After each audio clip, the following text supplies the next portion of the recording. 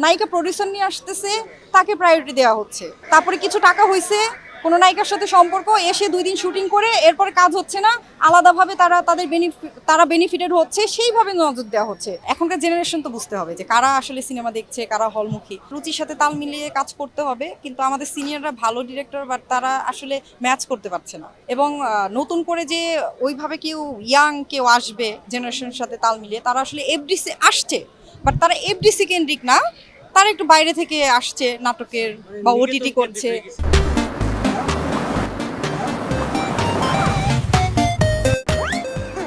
কাজ নেই কারণ হচ্ছে আমাদের প্রডিউসার আগের মতো নেই, ডিরেক্টররাও আগের মতো ওইভাবে নেই।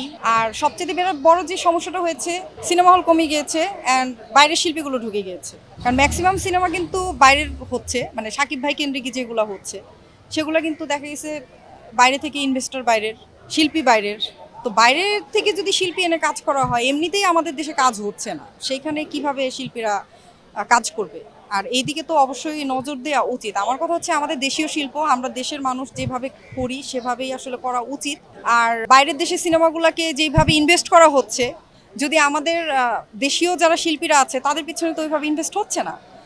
ইনভেস্টমেন্ট দিয়ে হচ্ছে আপনার প্রোডাক্টটা বুঝতে হবে যে আমি এটা ইনভেস্ট করলাম, এটার ফিডব্যাকটা কি আসতেছে। এখন যদি বাইরের আর্টিস্ট এনে সেখানে যদি কোটি কোটি টাকা ইনভেস্ট করতে পারে, এখানে 1 কোটি টাকা করতে সমস্যা কি? সেটাও তো করতে চায় না। জেনারেশনের সাথে তাল মিলিয়ে তো আর মানুষকে কাজ করতে হবে, মানুষের জেনারেশনের সাথে রুচি চেঞ্জ হয়, মানুষের চাহিদা চেঞ্জ হয়। তো আমাদের আসলে এফডিসি কেন্দ্রিক অনেক সিনিয়র ডিরেক্টর আছেন, তারা অনেক সম্মানীয়, তারা একটা সময় অনেক বেশি দাপিয়ে বেরিয়েছে, হিট হিট সিনেমা উপহার দিয়েছেন। কিন্তু এখনকার জেনারেশন তো বুঝতে হবে যে কারা আসলে সিনেমা দেখছে, কারা হলমুখী।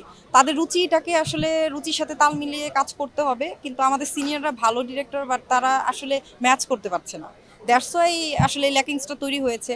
এবং নতুন করে যে ওইভাবে কেউ আসবে জেনারেশনের সাথে তাল মিলিয়ে, তারা আসলে এফডিসি আসছে, বাট তারা এফডিসি কেন্দ্রিক না, তারা একটু বাইরে থেকে আসছে নাটকের। তা আমি কালাম কায়সারের প্রথম সিনেমা করেছি, এরপরে আসলে যে অফার করেছি সেভাবে কাজ করেছি। আমি মনে করি যে আমার একটু দোষ আছে, যে আমি জিনিসগুলো বুঝতে পারিনি। যখন আমি এফডিসিতে এসেছি তখন তো এখানে যারা আর 10টা ডিরেক্টর আছেন বা প্রডিউসার আছেন, এরা তো সবাইকে দেখছে। তো তাদের তো উচিত ছিল যে একটা মেয়ে ইন্ডাস্ট্রিতে আসছে, ওকে কিভাবে লিড দেওয়া যায়। তো এই জিনিসটা আমাদের মধ্যে নাই। এখন হচ্ছে কি, মানে একটা নায়িকা প্রডিউসার নিয়ে আসতেছে, তাকে প্রায়োরিটি দেওয়া হচ্ছে। হ্যাঁ, তারপরে কিছু টাকা হয়েছে, কোনো নায়িকার সাথে সম্পর্ক, এসে 2 দিন শুটিং করে এরপরে কাজ হচ্ছে না, আলাদাভাবে তারা বেনিফিটেড হচ্ছে, সেইভাবে নজর দেওয়া হচ্ছে।